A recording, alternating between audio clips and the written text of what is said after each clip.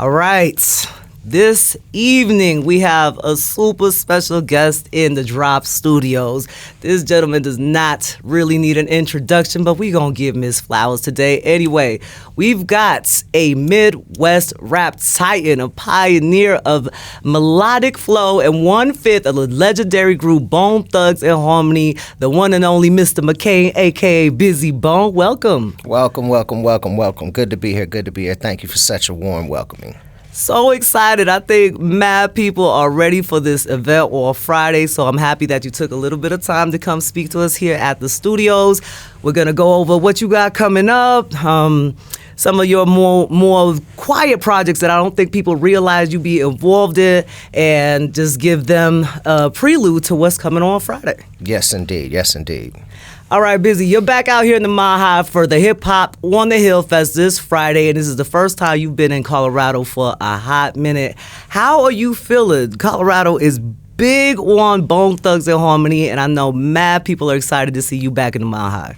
I feel good. I used to come out here frequently, in the early 2000s and hitting up all the clubs, hitting up all the theaters, and just really politicking with people. I work with a lot of groups out here.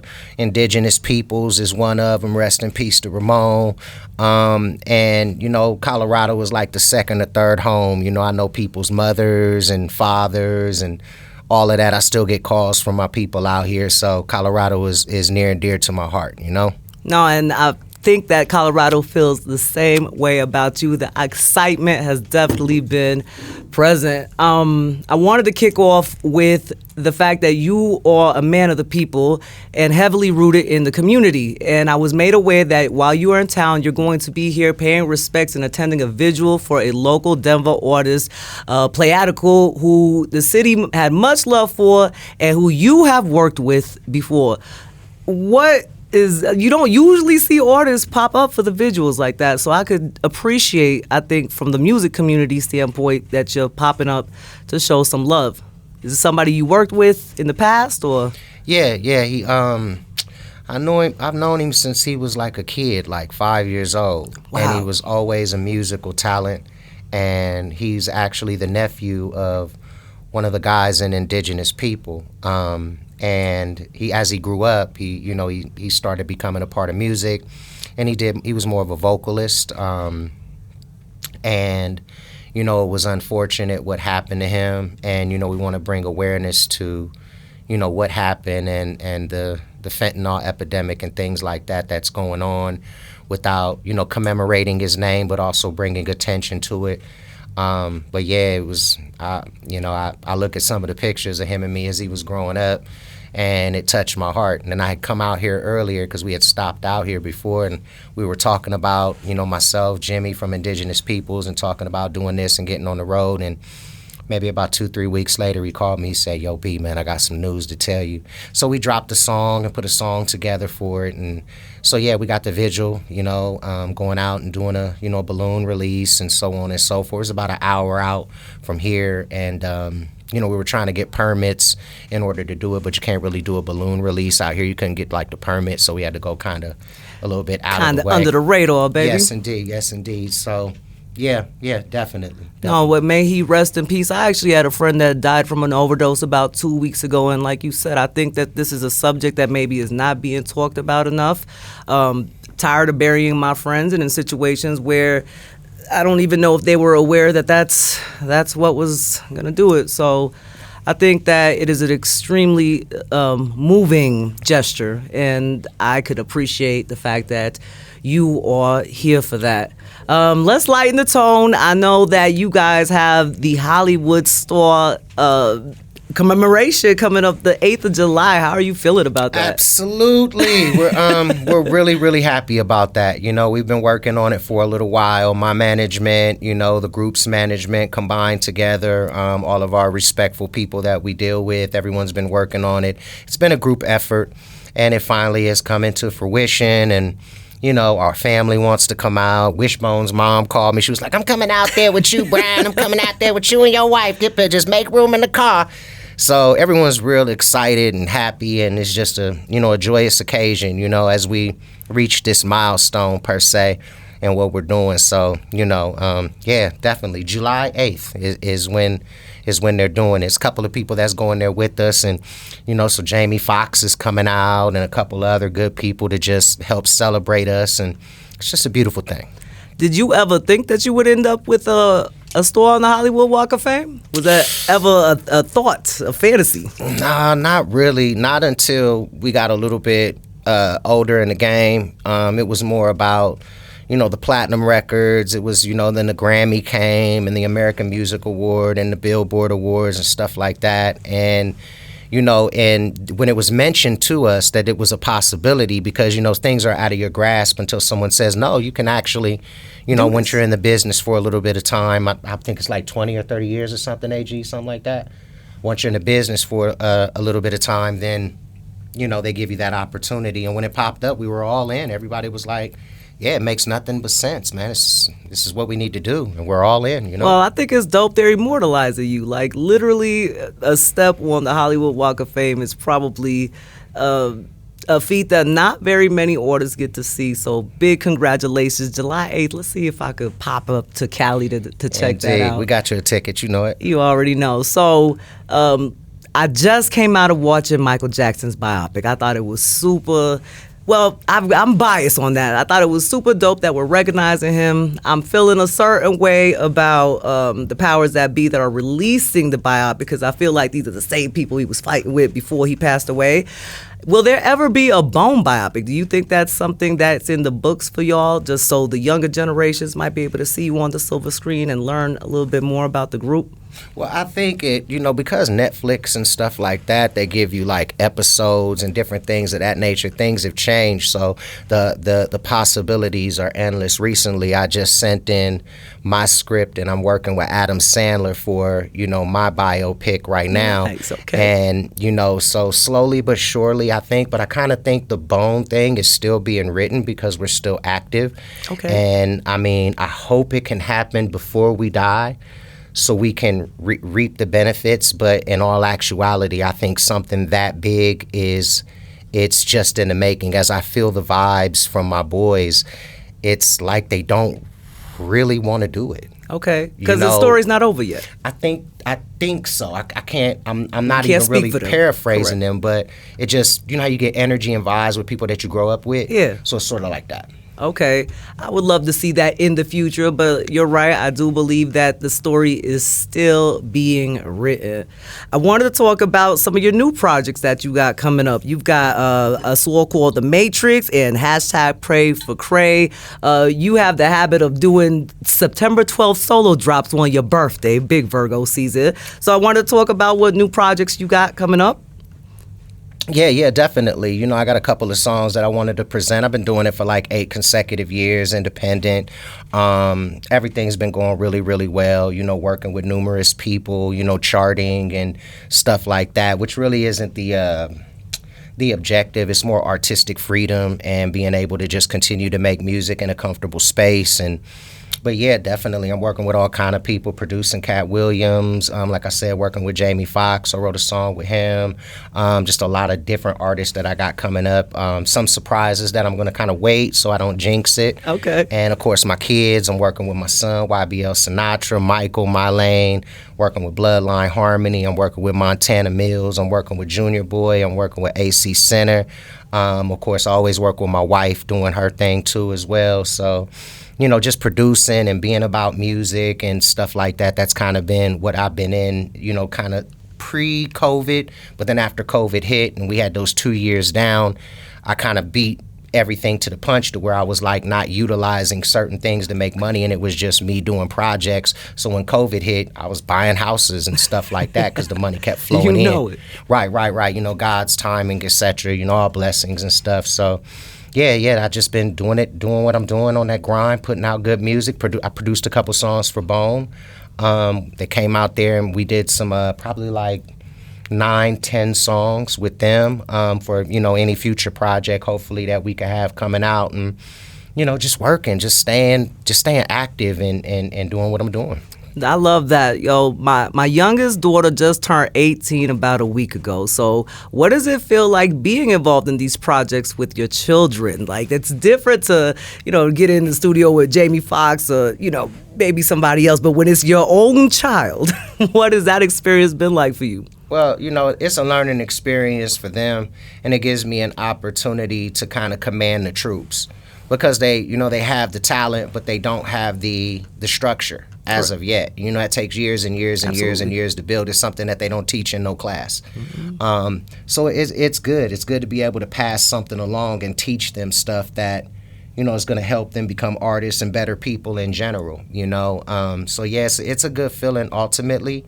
And they're talented enough, so I make them work for it. Good. Like I got a couple of my kids, like one of my daughters, Shelby, she's a producer, but she's been producing since she was like, 15, 16 years old. So after they get to a certain point, I don't I wait till they're talented enough to be able to be heard. Correct. And then when it's their time, then I'm right there behind them because I can stamp it and I know they've been in the trenches, per se. You know what I mean? So. And you're their father, so nobody more better than you is going to want them to do this properly. You've already experienced all of this for the last 30 plus years, so 100%. I love seeing the second generations of lots of the kids come into play.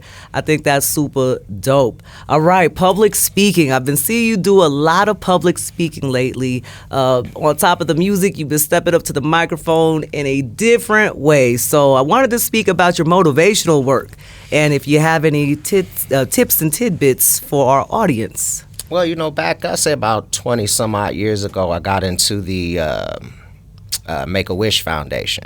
So I did some stuff with Maury Povich and a few different other people, and then I did some stuff with America's Most Wanted because the creator of America's Most Wanted, John Walsh, is actually the guy that found me when I was kidnapped because his son was kidnapped, and then the movie came on, Adam, and then the babysitter who was babysitting us called in to the police, and that's how I was found when I was like 5 years old. So I've always been into giving back, and I'm always doing stuff like that for foster kids and different things of that nature. And so now I'm picking back up on that as I get a little bit older and stuff like that. And people are like, wow, that happened to you. And they're starting to circulate on TikTok and it's starting to circulate on Instagram. And so, people are like, okay, we want to hear the story and the triumph and things of that nature from where you're at, where you've come from, and now look at you, you're here.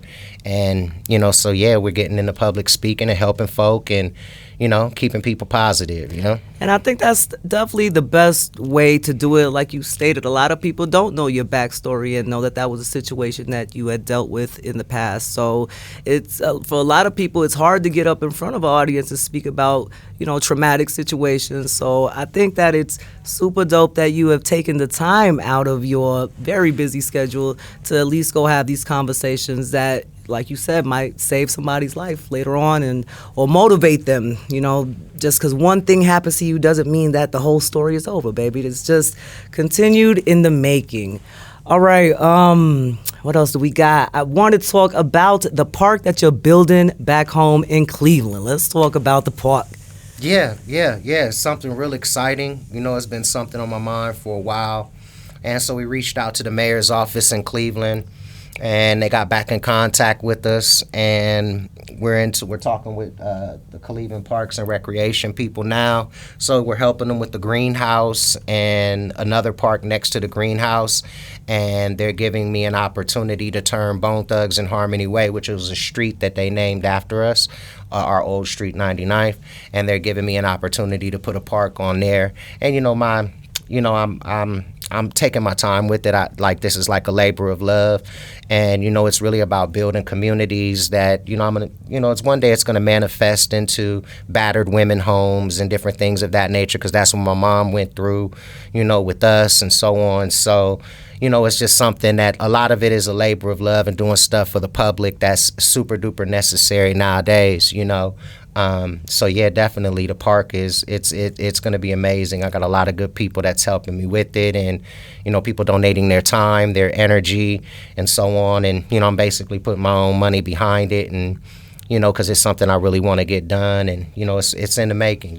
So I'm just taking my time and walking like rest in peace to Nipsey says, it's a marathon. So yeah, just staying focused, and yeah, I'm really excited about that. I'm on the phone every single day about it as we speak. You I know. think that's super dope because this generation has literally lost the street lights come on, stay outside until that moment. And I don't see enough kids playing outside in the parks no more, playing with their friends. So I'm hoping that we kind of revert back to what we had growing up and at least have these spaces for, the children or the people that do want to come outside into a green space somewhere clean that they don't got to worry about all the extras. So I think that is super dope. Salute to you on that one. I've got a question about when you're behind the boards writing and producing for others. How does that creative process differ from putting together a classic album for yourself or for Bone? Because I can hear their voice. I can feel their fan base, and their demographic and their analytics. I can feel it I can see it in my mind, like the movie Limitless. Okay. Like I can see it. So when I'm making it, it's not, more or less making it, for something that I may think sounds good or would, pertain to what I know my fan base would like. But it's something that I know that encompasses them. So like when I was doing the song with Cat Williams, and I knew it was something that would be good for him, good for the movies that he's doing, good for his persona, good for what he's doing, not necessarily something that's coming from me. With the Jamie Foxx thing, the same exact way. I take everything that he's already done, the stuff he's done with Kanye and the things that he's done on his own, the things that he's done with Ray, then some of the new stuff that's going on, and infuse it and mesh it and then present it and then, let them shine in their own right. So like taking it to the next level, and then it's a conversation that we have, like we talk like, okay, so this is what I was thinking on this, so so blah blah blah blah blah blah blah, this, that, and the third, and whatever conversations that we're having, depending on the person that I'm dealing with, and it comes together really nice. I'm able to relay it, and I've been doing this for a long time. I've been producing since 1993. Like a lot of the about 90% of Creeping on the Come Up. I say about 50% of East 1999 Eternal. I'm humming the tunes into the producer's ear, and the producer is playing it out. So it started early, and even with our very first album, Faces of Death, we all had the opportunity to produce one song apiece, all the group members that were on the album. That's so dope. we've always wanted to expand, and we share a lot. And that's kind of like I produced my record Heaven's Movie, and I brought in a whole bunch of producers. Okay, play this like this. Okay, I need you to do that. I need you to do this. I need you to do that. Sometimes I get behind the keyboard, and that's kind of the way that it works. But it's a big difference. With my stuff, it's just straight focused. Okay, this is the record that I'm going to put out. So this record is going to be more sound. It's going to be more inflections as far as lyrically. Okay, this more is going to be more of what I was on during this era and this moment. And so I've tried many styles in my own personal stuff, and I'm able to pick and choose. Okay, let me give up the Ghost. Let me do this one. Okay, use this the Pac one. Use this for the Biggie. This is this one. So, like with my own stuff, my solo stuff, I like to do entire records where they have a theme. Where it's like I have records where you don't really hear no fast rapping at all. It's just inflections on my voice. So that's the difference. Like with my own stuff, I'm able to dig more into myself and Yeah, absolutely. yeah, and to kind of do what I want to, because when you're independent, you really could just do what you want. It's not really about I wanted to do this amount or that Or I amount. have You could to just do this, yeah. do what you want, because my fan base is real solid, so it's good stuff. So that's the difference, if that makes sense. Do you like wearing the producer hat more or the artist hat more? At this point, at this big age. At this point, Yeah. still the artist, because I produce my own stuff, so I get the best of both worlds. Okay. But the producing thing is funner. I get a lot more. It's more fun, because when I'm listening to a Cat Williams, for instance, and he's sounding exactly like what I wanted but better, Yeah. it's a great feeling, because it's like, okay, dang, my idea worked for something completely different than myself. Because some things are out of your control, right? When it's somebody else and they're doing their own thing. Correct. So, yeah, like I get a lot of enjoyment with the producing, but like I prefer like doing my own thing because I can get No, it that's done. You know, I right. go in the studio 5-6 songs a day. You know what I mean? And I'm, you know, so, And you know what you want, you're that's right. done, and you are out of there. Yeah. Yo, you've worked with some of the most influential names in hip hop. You know, you're one of the only groups that work with both Biggie and Tupac. And what was that experience like? Now thinking back, 30 years into our past. I think probably at the time everybody was so young they didn't realize that some of these people wouldn't be with us in the long run. I still love that they're making their stamp in the world and that you are right there in those conversations. Out of all of those artists, does anybody or any experiences with like Big or Pac, anybody stand out? Well, both of them, like Big and Pac, like were like very equal because I had an opportunity to spend time with them just by myself. Pac, it was just completely just Pac, myself, and the Outlaws. And with Big, I got there first, so I had 2-3 hours. I dropped my verse, did all of that already while we waited on everybody else to get there, and I was just able to chop it up with them and really have a conversation. And you're right, you never really know when the last time you're going to be able to talk to somebody and the kind of impact that they're going to make in the near future. DMX is another one. Absolutely. Very dear, close friend of mine. I got a couple records with him as well. So it's like, yeah, it's a real wake up call, for my generation and for myself, because I know, back in the days, I'm from the Midwest, so it's like Motown era. So, and so the Martin Luther Kings and the Malcolm X's of their days is the Biggies and the Tupacs of our days. Of course, the messages are different and the means are different, but the impact is sort of the same as that. So, yeah, it's stuff you just keep near and dear to your heart. You remember it. You cherish all the pictures. You repost them. You send out much love. You like it every time you see somebody commemorating them. You defend them when you can, just because, and, like you were saying about the Michael Jackson movie as well. It's a difference when you're in that era, and because you're going to feel a certain way about what somebody is saying about them or doing or whatever it may be. So I felt you when you said that too. Like my brother, he was asking me, he was like, did you go see the movie yet? I said, no, I kind of grew up. I remember when the moonwalk hit, what I felt in my stomach. And I ain't got no problem with Jafar. But I don't know I don't know what I'm gonna feel like, so I'm gonna wait for it to come out on Netflix. It was weird for me. Like I went twice to see it, and I took my children to see it on the second run because I think my kids were like 2 years old when Mike had passed away. So they grew up listening to him because he's a very regularly listened to artist in my household. But it was interesting to watch the biopic because, like you said, we were there. So we remember a lot of how these things actually happened. And I get that they clean things up for the movie and everything, but I feel like they're going to do a part 2, and what I didn't like is when you do movies like this, what are you doing? You're reviving a catalog, right? Right now, Billie Jean is sitting at number 1 on the Billboard for the first time ever. Like, Mike didn't have those accolades while he was alive, so it's interesting. I appreciate that the people still love him. But on the flip side, we know the backside of this, and I don't know if I like that part of it too much unless his children are directly receiving the proceeds to this or, his estate. So that's why I asked, is it important for you to document this story, write a book? In the long run, you want to be able to tell your own story.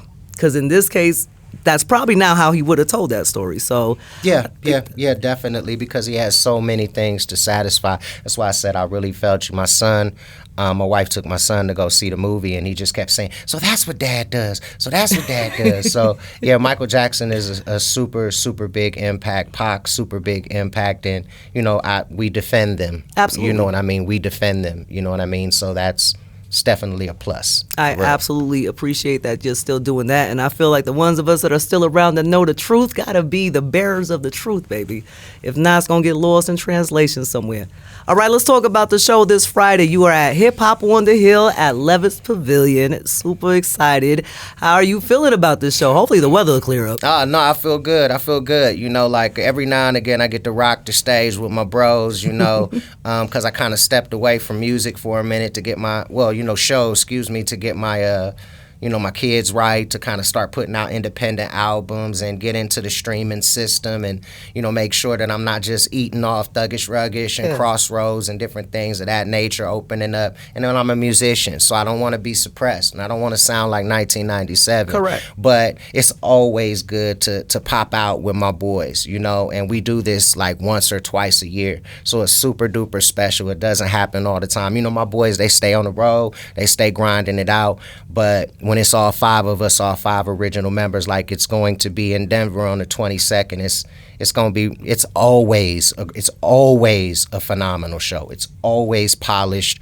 We always fall right into place. No cracks in no chinks in the armor. Is the best way to put that. So, yeah, I'm excited about it. The people are in for a treat, and what's crazy about it is, we have the opening acts that are coming in, which is my son, YBL Sinatra, my other son, Michael McCain, calls himself My Lane. His middle name is Lay Adrian, so I named him after Rest in Peace Capo and Lazy Bone. And then Bloodline Harmony's going to be there, so those are like I think Lil Eazy-E is coming also. Lil Eazy-E's coming as well, so it's a family event, you know what I mean? So I'm really looking forward to it. It's going to be a great experience, and we're going to capture it on tape and repost it and stuff like that, and hopefully do it again next year, and the whole city is extremely excited for this show on Friday. Yo, Bizzy, tell them where they can find your new songs, your social medias, where they could still link up with you and keep up with all the greatness you got going on. I am everywhere. If you pull up Bizzy Bone on Spotify or Apple Music, you're gonna see so many things pop up. Like, I've been like consecutively putting out a record every September 12th since 2019. It's your birthday, right? Absolutely. Is there a reason for that? I definitely wanted to know. Well, I really wanted to be able to control my own narrative. Okay. And do something to where it was my flagship and put a stamp on what I'm doing. As I go through, this music industry and I see how long Thuggish Ruggish Bone has lasted, I'm still eating off that. Yeah. Like, I'm still getting checks off that, like Lil Durk and them. Like, it's a lot of money.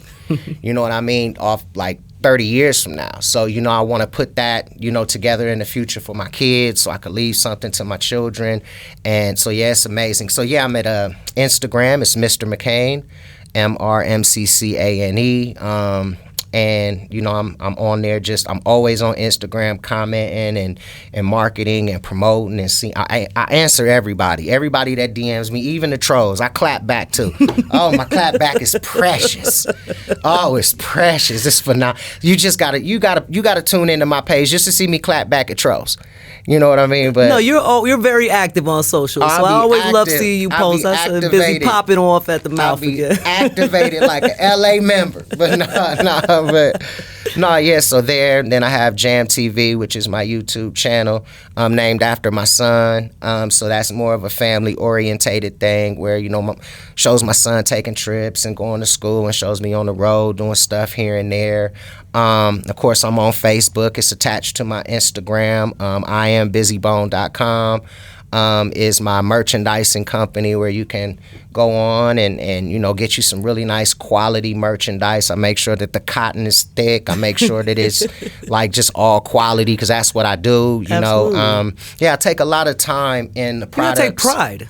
Yeah, because I want it to be nice stuff. When people call me back and they tell me like, "Hey, yo, I still got the Heavens movie shirt that you made in 2019. I love it. Look, I still got."